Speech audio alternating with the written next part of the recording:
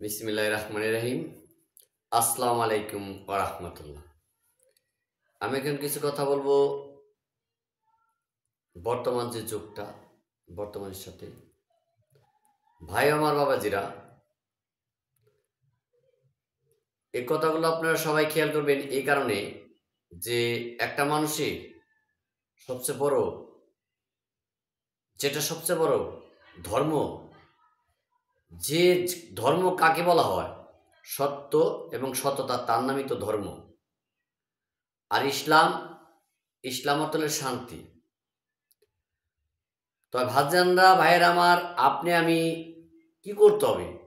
শ্রেষ্ঠ ইবাদত, শ্রেষ্ঠ বন্দেগিরি কোনটা?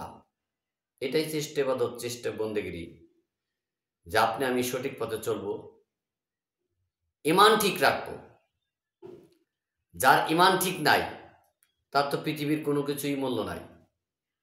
যখন আপনি সঠিক পথে চলবেন, যেগুলো কোরআন শিবের হাকিকত, যে হাকিকত জিনিসটা কি?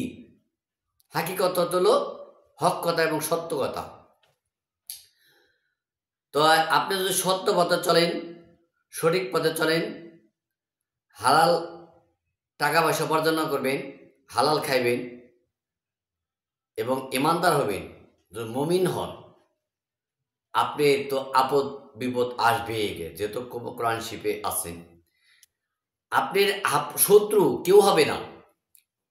কে হবে আপনার শত্রু? হয়তো মারপেটের ভাই, তাহলে চাচা, তাহলে আপনার পাশের বাড়ি যে সে, আর তাছাড়া আপনার পাড়াবর্তী। দেখেন, আপনি চিন্তা ভাবনা করেন যে আপনার শত্রু ফাঁকের কেউ লোক না। আপনার শত্রু আপনার আপন লোক। হয়তো আপনার ভাই হবে, তাহলে আপনার একটা বোন হবে, তাহলে আপনার চাচা হবে, তাহলে আপনার বাড়ির পড়শি হবে। এরাই আপনার শত্রু হয়ে দাঁড়াবে। তার কারণ এই নিয়ে দুঃখ করবেন না, তারপরেও সঠিক পথে চলার চেষ্টা করবেন। কেন চেষ্টা করবেন? এই কারণে চেষ্টা করবেন সঠিক পথে চলার জন্য, যে আমার নবী হযরত মুহাম্মদ সাল্লাল্লাহু আলাইহি সাল্লামের যে ছিল, শত্রু তো দূরের মানুষ ছিল না। তার চাচা আবু জাহেল ছিল, তার চাচা আবু লাহাব ছিল, তার কাছের লোক ছিল, মক্কার মানুষ ছিল, তার শত্রু ছিল।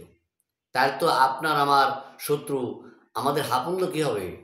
অপর কখনো শত্রু না। তাইতে আগেকার মুরব্বীরা বলছে, আপন থেকে পর ভালো, পর থেকে হলো জঙ্গল ভালো। এটা থাকবেই। আর ভাইতে ভাইতে বর্তমান যে দেখা যাইতেছে, বর্তমান ভাইতে ভাইতে সৃষ্টি, বিশৃঙ্খলা, মারামারি, কাটাকাটি, হানাহানি হইতাছে, তার কোন হবেই। হাবিল এবং কাবিল,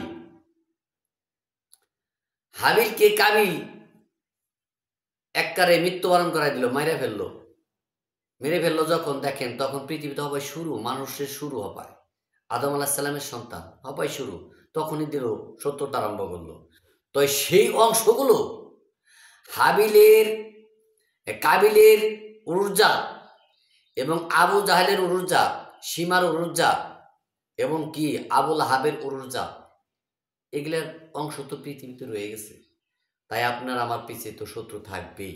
তো বাজার আমার ভাইরা, যতই শত্রু থাক, যতই আপন মানুষ, যতই শত্রু থাক, তা আপনার আমার ঈমান ঠিক রাখতে হবে।